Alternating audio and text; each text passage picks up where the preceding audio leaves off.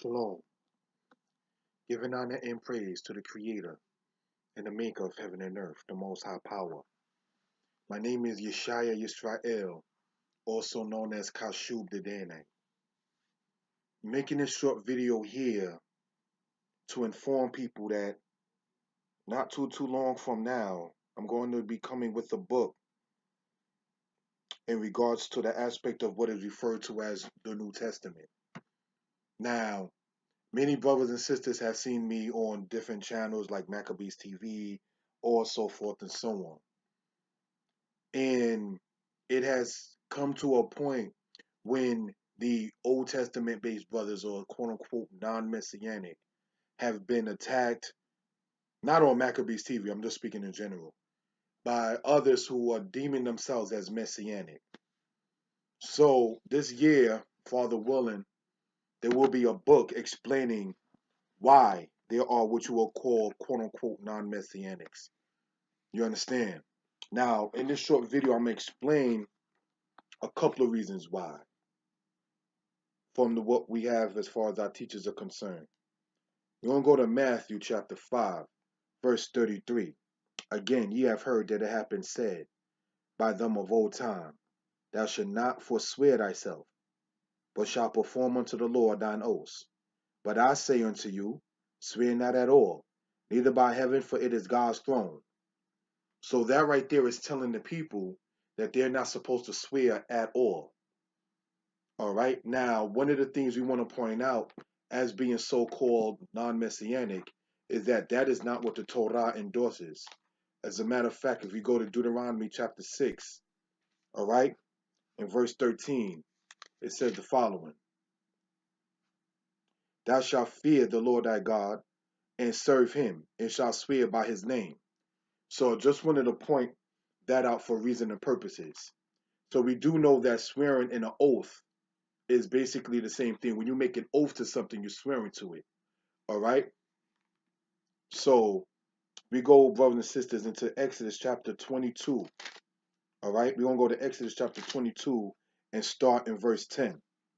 If a man deliver unto his neighbor a donkey or an ox or a sheep or any beast to keep it, and it die, or be hurt, or driven away, no man seeing it, then shall the oath of the Lord be between them both, that he hath not put his hand unto his neighbor's goods, and the owner of it shall accept thereof, and he shall not make it good.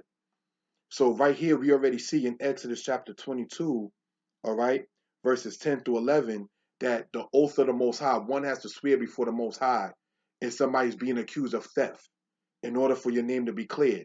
And once that person swears in the name of the Most High concerning being innocent of the alleged allegation of theft, the person make the allegation just got to accept it like, well, that's what it is, and just move on.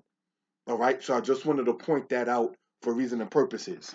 Whereas when you go in what is referred to, no offense intended, in what is referred to as the New Testament, understand, it says, don't make any oaths, don't swear at all. That's a problem. All right. So I just wanted to state for reason and purposes in regards to that.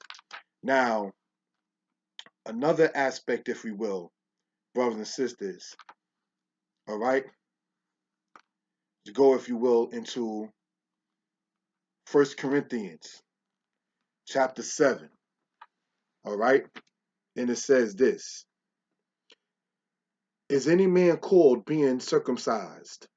Let him not become uncircumcised. Is any called in uncircumcision? Let him not be circumcised. Circumcision is nothing, and uncircumcision is nothing, but the keeping of the commandments of God. Let every man abide in the same calling wherein he was called. So I just want to sit there and have that to been read, because as we already know, there's two different aspects or types of circumcision. There's the physical circumcision that you read of in Genesis 17. You understand? And then there is the spiritual circumcision that you read of in Deuteronomy chapter 30. One of the points to be made is when you're dealing with something like the Passover, all the males are to be circumcised, even the people that's not of the house of Israel nationally. if they are abiding with you and keeping the Passover with you, he must also be circumcised. So this is something I just wanted to point out for reason and purposes. When you go into the book of Deuteronomy chapter 30, it says that the Most High will circumcise the foreskin of your heart. All right? So it also speaks about that in the book of Ezekiel. So the point I'm saying in all of that is this.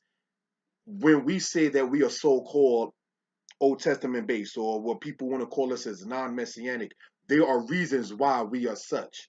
Now, some people may disagree with the explanation that was given or expounded upon, but I just wanted to sit there and point out for reason and purposes on why we more so lean toward what is referred to as the Old Testament, the so-called Old Testament.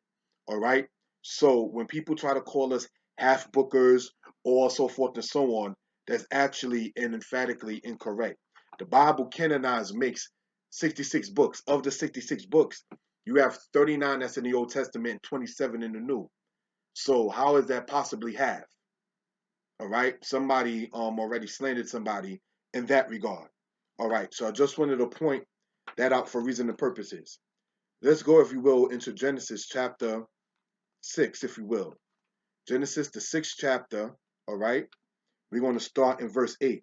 But Noah found grace in the eyes of the Lord. So I wanted to read that because there's some people with the ideology or the concept that grace is not in the Old Testament. Yet it mentions it right here. All right. So essentially, in closing out, I want to state this. The relationship that the Most High has and had with the nation of Israel is not propped up as much in the New Testament as it is in the Old Testament. All right. The Most High calls Israel Jeshurun, meaning upright, darling upright, and so forth and so on. Chosen, servant, apple of his eye. These are certain titles and positions that the Most High already gave upon the nation of Israel. All right. So the position that Israel has in Exodus 4:22 is the son of the Most High. You understand? You can't sit there and try to alleviate the aspect of the nation of Israel, basically terminate their employment before the Most High in place of saying Yahshua, some say Yahushai, some people so just simply say as Jesus. You understand?